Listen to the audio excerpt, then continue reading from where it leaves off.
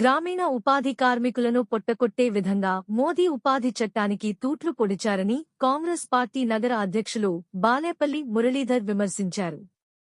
దేశంలో కార్మిక చట్టాలను కాలరాస్తున్న మోడీ విధాలను వ్యతిరేకించాలని Congress party Rajahmundry parliament convener PK Vishweshwar Reddy పిలుపునిచ్చారు. మే డే సందర్భంగా గురువారం పార్టీ కార్యాలయంలో ఆటో కార్మికులకు పోస్టల్ ప్రమాద బీమా పాలసీలను ఉచితంగా నమోదు చేయించారు. ఈ కార్యక్రమంలో భద్రం దొర తదితరులు పాల్గొన్నారు. రాకపోయినా పర్వాలేదనే మనస్తత్వం గల వ్యక్తి ఆయన.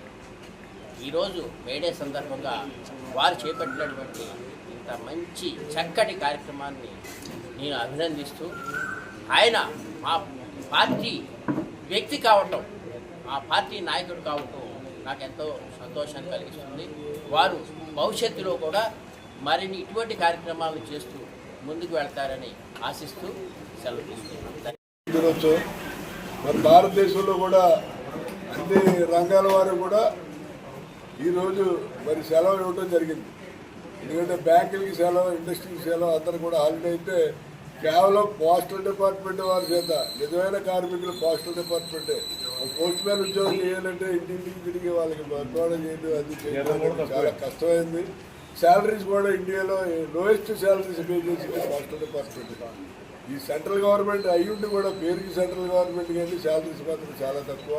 వాళ్ళకి మేడే రోజున సెలవు ఇవ్వడం అనేది చాలా దారుణం. కాంగ్రెస్ పార్టీ సెంట్రల్ అధికారం వస్తే మాత్రం పోస్టల్ డిపార్ట్మెంట్కి మేడే రోజున కంపల్సరీగా హాలిడే ఇవ్వడం జరుగుతుంది.